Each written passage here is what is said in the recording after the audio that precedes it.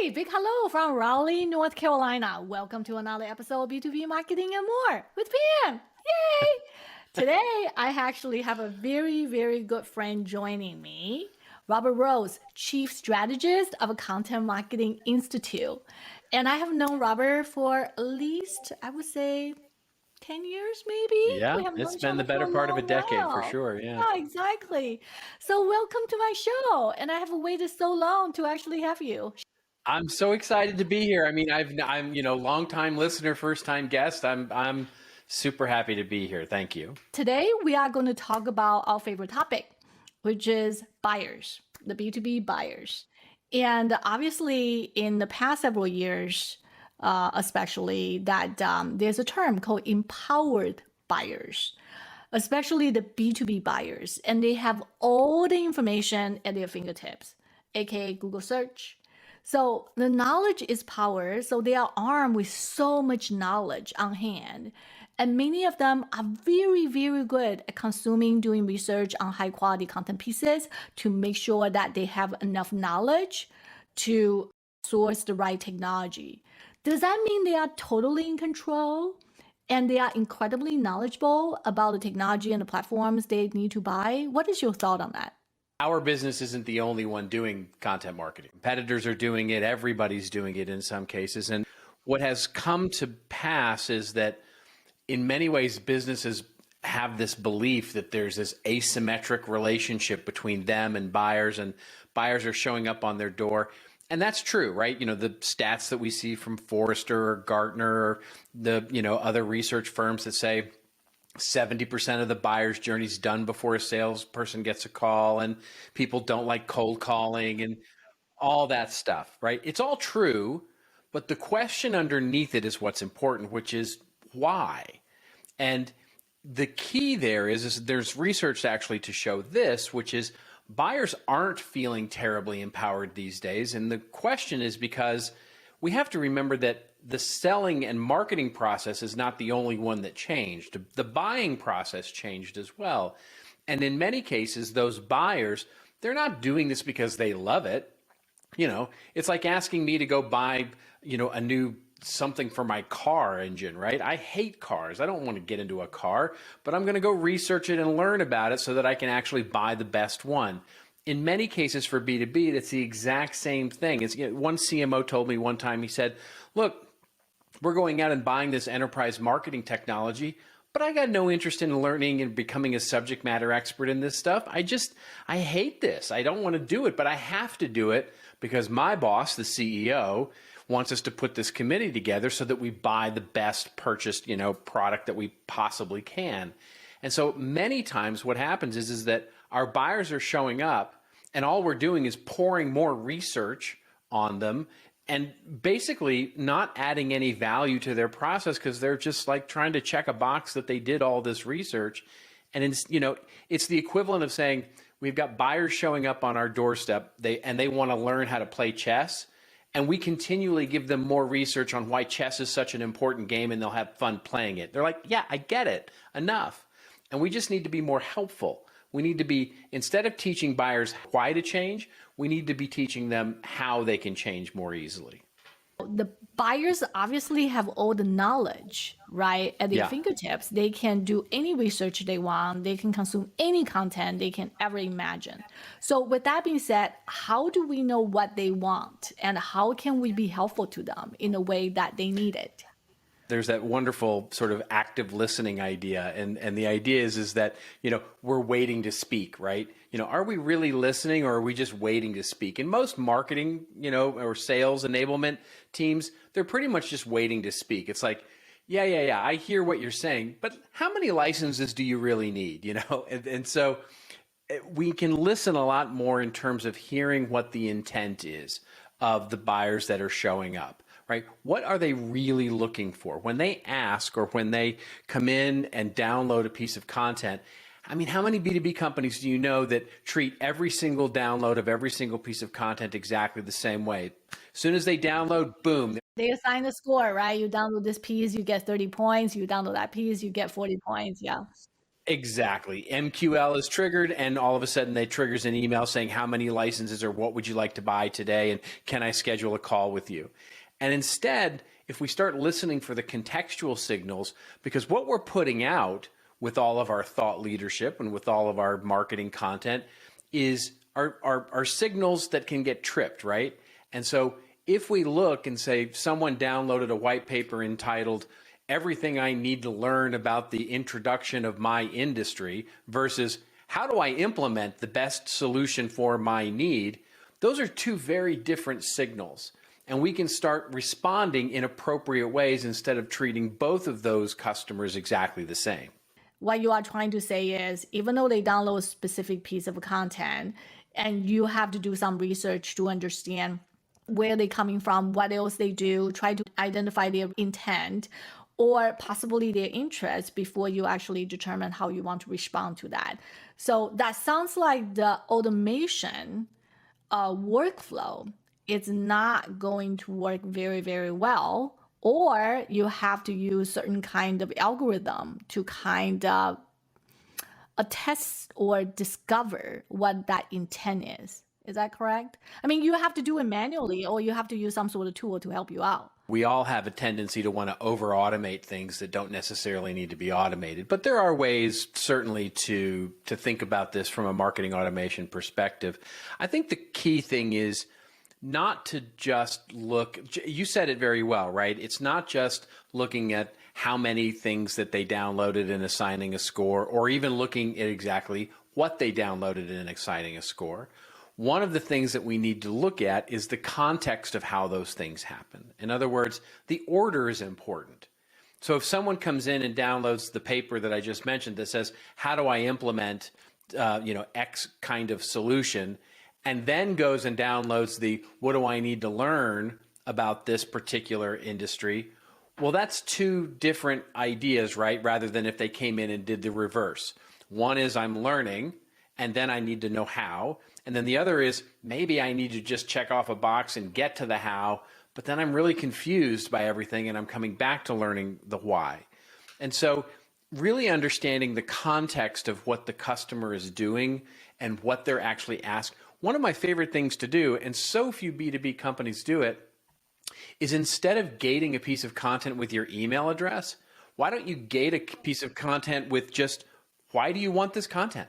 Like, just ask. Just say, what, just like, let us know. Just what are you looking for? I'm just looking to learn. I'm trying to get as much research. I'm trying to figure out what's best for me. And get insight and listen. Even if you only did that for 1 out of every 5 visitors, just start to get an insight and listen more than simply just waiting to speak. I like the idea, even if you gate the content, that you ask a very simple question.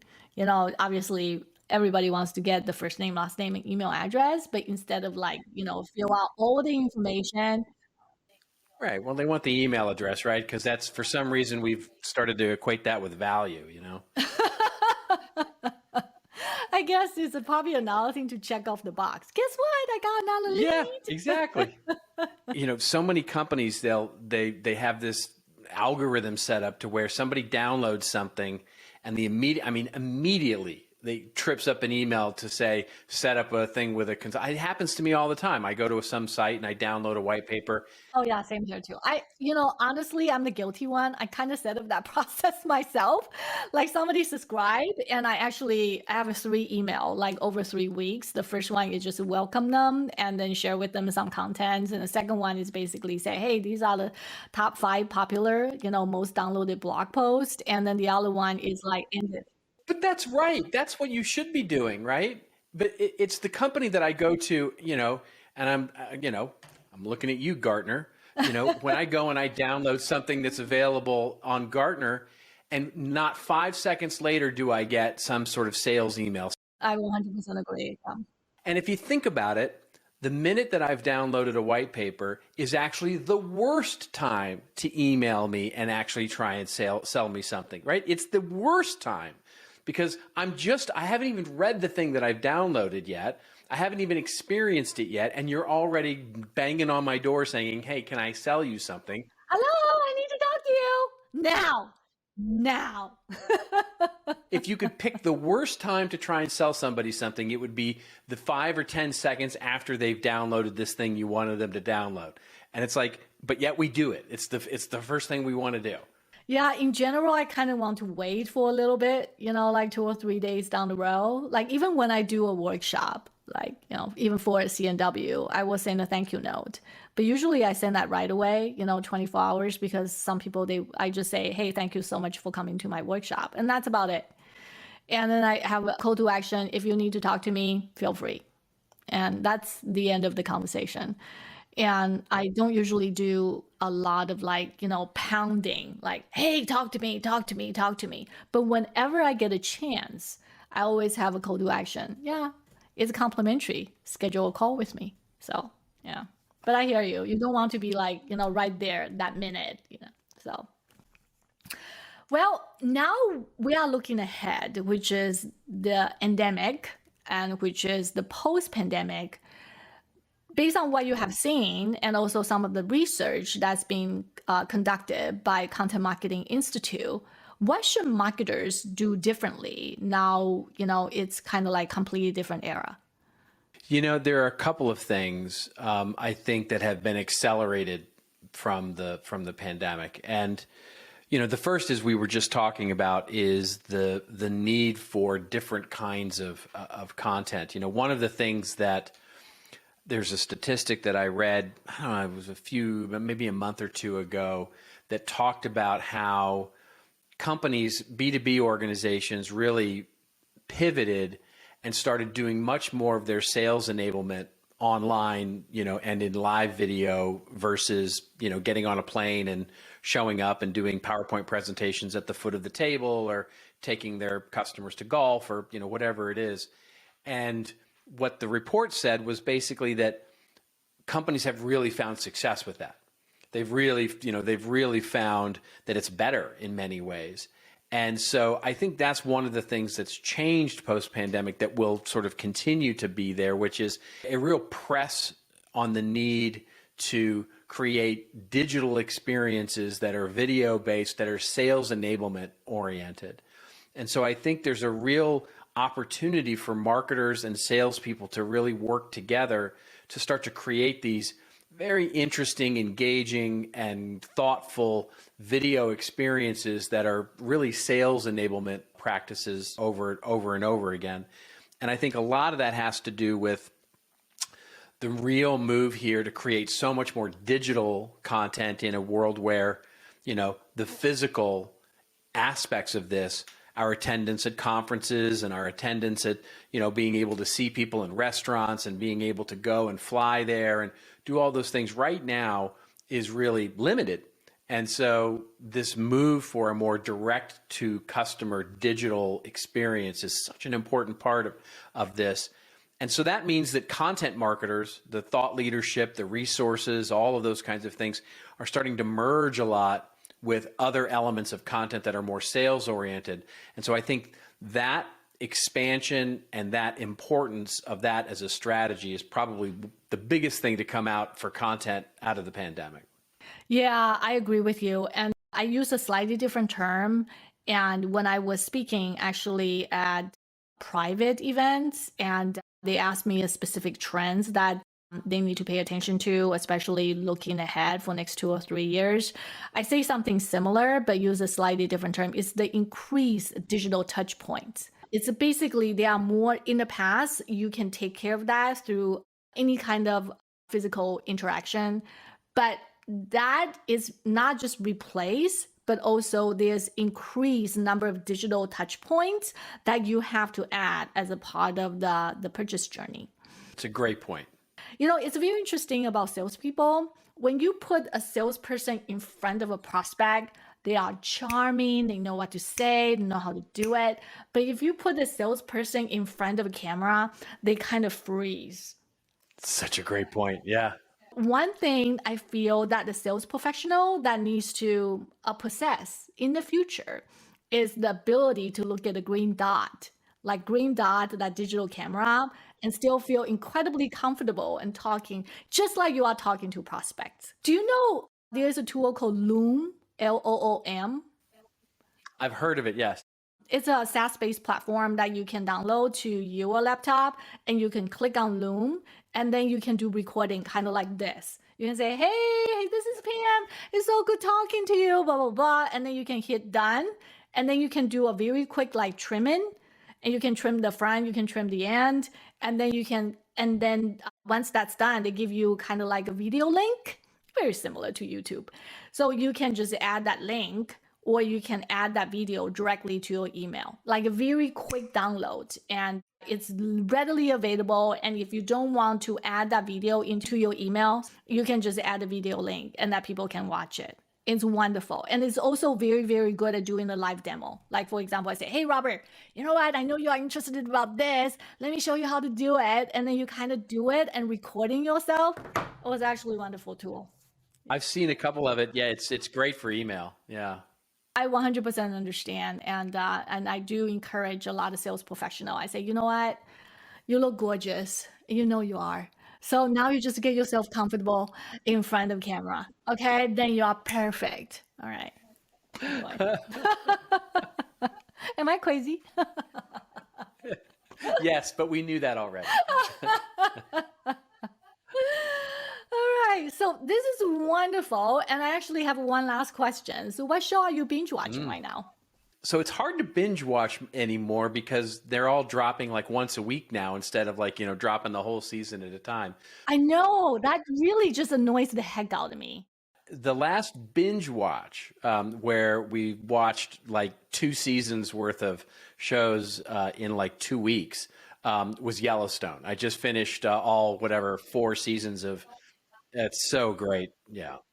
Oh my God. Is it by Kevin Costner? Yeah, I think that show is excellent.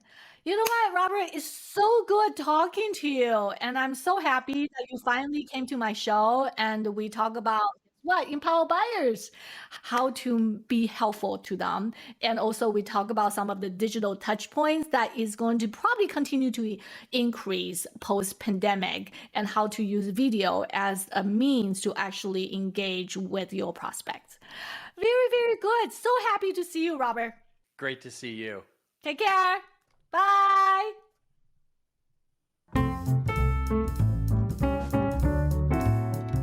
Never miss an episode of B2B Marketing and More by following us here on YouTube, and leave a comment while you're at it. You can also find episodes wherever you get your podcasts.